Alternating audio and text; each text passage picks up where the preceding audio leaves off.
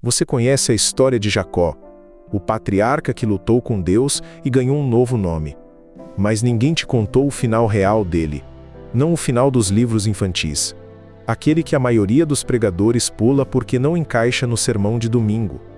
Jacó tinha 147 anos quando chegou ao Egito. Não era mais aquele jovem que enganou o pai com peles de cabra. Não era mais o homem que fugiu com 2 esposas e tudo que tinha. Ele era velho, cansado, e carregava um peso que ninguém via. O Egito não era refúgio, era prisão. Fome assolava todas as terras, mas Deus tinha enviado José, seu filho que ele acreditava estar morto há 22 anos, para salvar a família. Mas a salvação veio com um preço que Jacó nunca havia pago antes, porque quando Jacó desceu ao Egito, ele deixou para trás tudo o que conhecia, sua terra, seu povo. E mais importante, ele deixou para trás a promessa. Deus tinha feito uma promessa a Abraão, depois a Isaque, depois a Jacó, que seus descendentes receberiam a terra de Canaã, uma promessa que se estendia por gerações. Mas Jacó estava morrendo no Egito, longe daquela terra. E aqui é onde a história que te ensinaram quebra, porque Jacó não dormiu passivamente esperando a morte. Ele fez algo que mudou o rumo da história, algo que a maioria dos pregadores prefere não mencionar.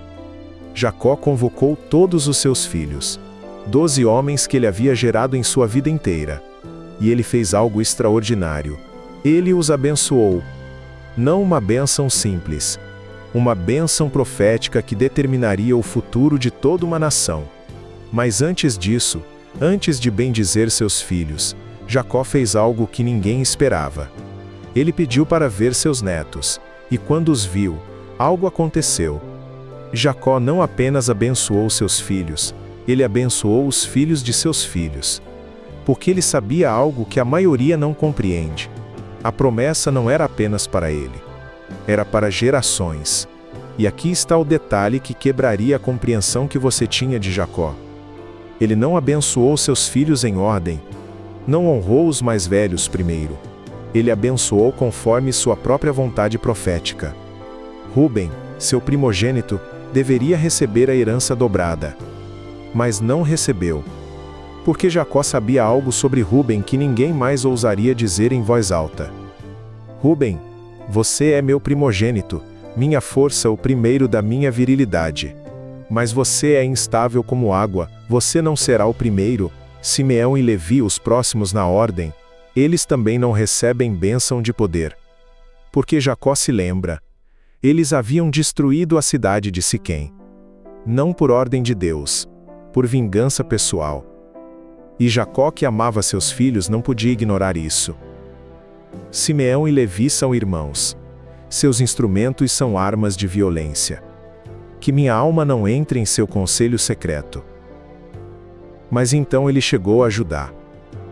E tudo mudou. Porque Jacó sabia algo que ninguém mais havia compreendido. A promessa não passaria por Ruben.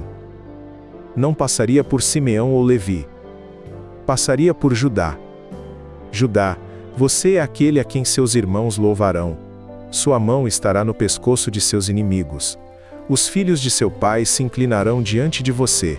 O cetro não se afastará de Judá, nem o bastão de mando de entre seus pés, até que venha aquele a quem ele pertence, e a ele se renderá a obediência dos povos. Jacó estava pronunciando o futuro. Estava dizendo que de Judá viria um rei. E de fato, séculos depois, Davi viria. E de Davi viria o Messias. Mas Jacó ainda não havia terminado. Ele abençoou todos os seus filhos. Cada um recebeu uma bênção profética sobre quem seriam suas tribos. José recebeu uma bênção especial, porque José era diferente. José havia sido aquele que Jacó acreditava estar morto. E agora, vendo-o vivo e próspero no Egito, Jacó compreendia a providência divina. José é um ramo frutífero junto a uma fonte. Seus galhos se estendem sobre a parede. Mas Benjamim, seu filho mais jovem, aquele que Jacó amava com um amor quase obsessivo.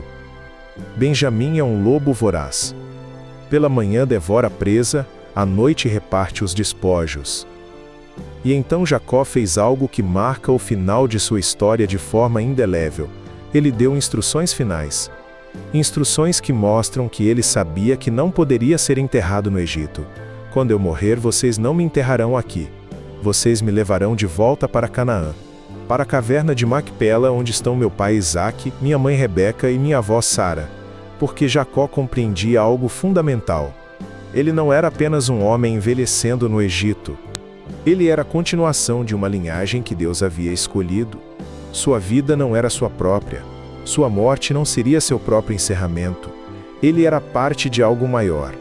Parte de uma promessa que se estendia para séculos à frente. E então Jacó fez algo que seria repetido em Gênesis 49:50.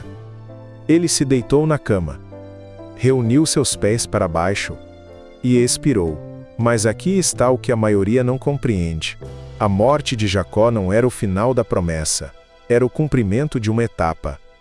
Porque tudo o que ele havia profetizado começaria a se desenrolar. Seus filhos que ele abençoou se tornaram as 12 tribos de Israel. E de Judá, como ele havia profetizado, viria a realeza que duraria até hoje. Mas isso ainda não era tudo. Porque a promessa de Jacó se estendia ainda mais longe, para um Messias, para um Salvador que viria de sua linhagem. E então você compreende.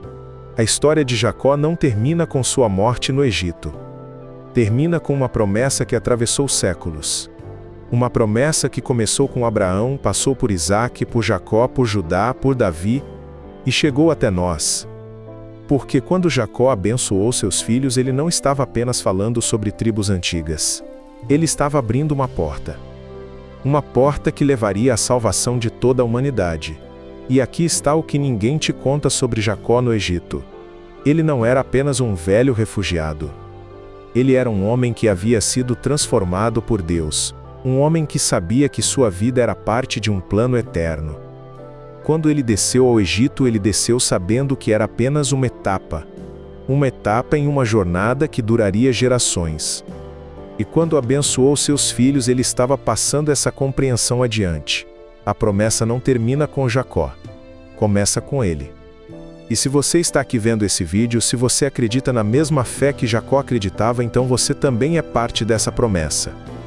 Porque Jacó não era apenas um patriarca. Ele era um homem que compreendeu que sua vida era parte de algo maior que ele mesmo.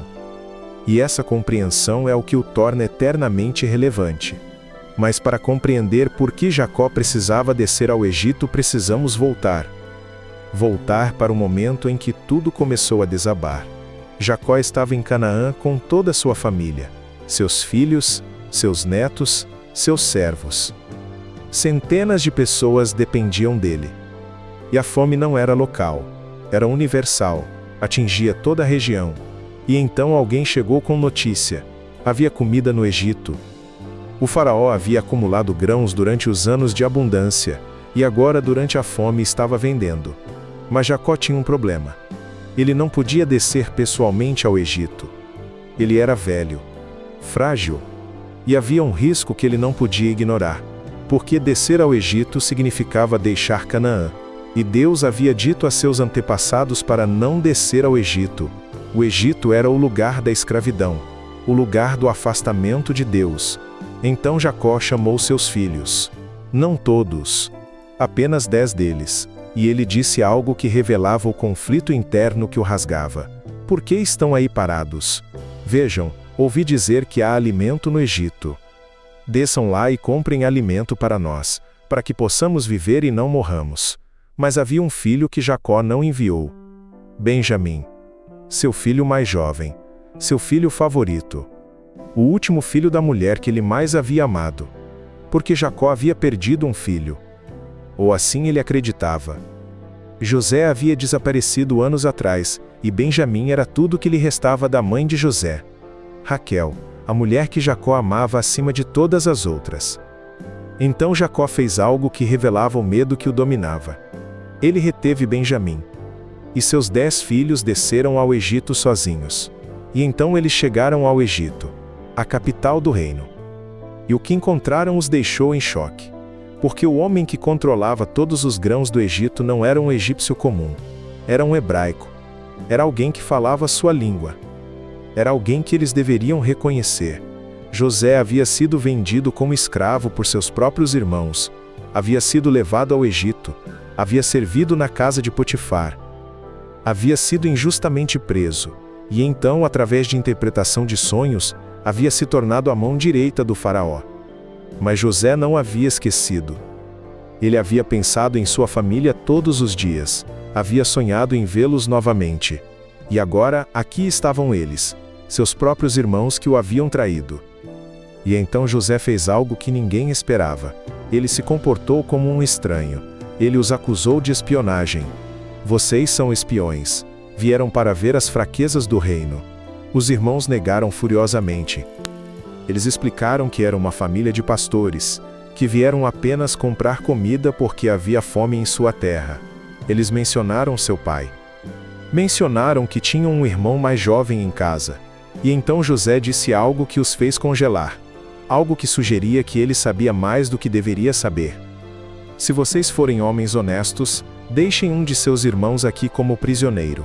Os outros, levem o alimento para a fome de sua casa. Mas tragam seu irmão mais jovem. Assim comprovarei se vocês são honestos, e assim começou o primeiro loop de sofrimento.